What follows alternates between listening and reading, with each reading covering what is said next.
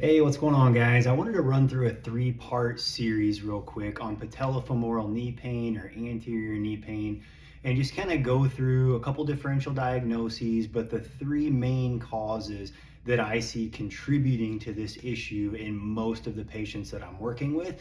And then I actually want to do one other quick, we're going to do one fourth video talking about why not to do the thing that you see most commonly prescribed for this issue and why I see that causing problems. So anybody that's coming in with patellofemoral knee pain, just as a quick reminder, this is pain underneath the patella, so underneath our kneecap, where the kneecap contacts the femur. So we've got this long bone here is the femur, this is the patella, this is the tibia. We've got the quadricep muscle in the femur, which is four muscles that feeds into the quadricep tendon that attaches to the patella, and then the patellar tendon, which is kind of misnamed because it's really a ligament because it attaches bone to bone, not muscle to bone. But the patellar tendon goes then into the tibia. So that is what connects the quadriceps into the patellar, into the tibia, which allows for knee extension, right? That's the function of that, like, unit ultimately, is just to provide knee extension in open chain, in closed chain. If the foot's in contact with the ground, it provides us the ability to squat or push up. So the problem with this issue, we're just going to go through a couple different things, but the easiest way to think about this is it's kind of like a friction issue, and we're getting too much friction between the patella and the femur. And it may not be across the whole contact surface of the patella on the femur. It could be that the patella is tilted a little bit and we're getting like too much rubbing on the outside or the inside. It could be that the quadricep unit is a little bit too tight, or it's functioning, it's contributing to too much of the overall movement pattern. So we're getting too much compression of the patella into the femur. And it doesn't really matter, to be honest with you, why we're getting pain underneath the patella into the femur initially. We've got to calm that pain down, because pain induced inhibition is what we run into, where because we're having knee pain every time the quadriceps fire, and that signal is getting sent back up into the brain saying, hey, every time I fire my quadriceps and the patella gets compressed into the femur, we get pain because the two surfaces between the patella and the femur are inflamed and they're painful.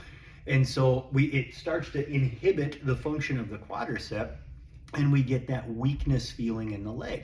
We've got to get that pain signal calmed down. You can do that with anti-inflammatories, you can do that with ice, you can do that with cortisone injections. The easiest place to start, I think, is just simply to ice it and then do a taping technique to load modulate, which is just a fancy way of saying we're trying to change the contact surfaces between the patella and the femur a little bit.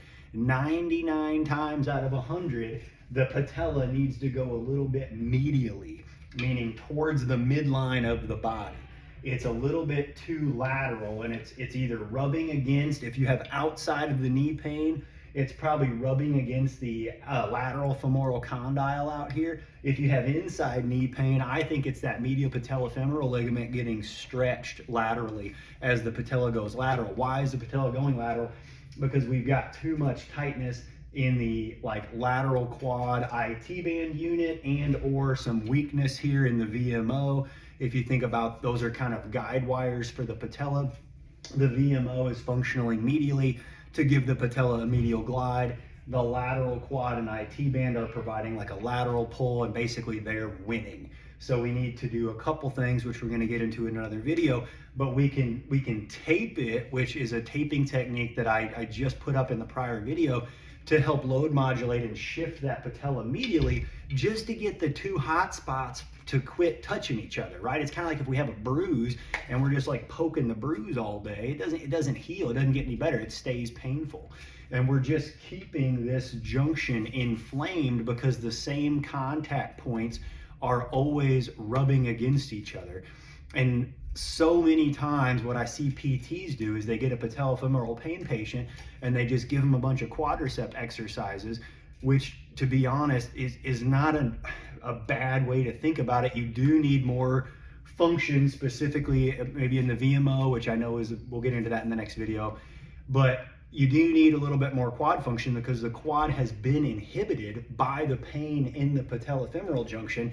But you're going about it the wrong way. If you get the pain calmed down, the quad function will come back versus just hammering the quad function to try to get the patella to start tracking differently. That doesn't work because you've got to get rid of the pain. Pain causes inhibition via the nervous system into the muscles that we're trying to get brought back on board. So the quickest way to do that is to load modulate and get rid of some of the inflammation a little bit just to get those two contact surfaces off each other. Then you can start going into the other phases of rehab.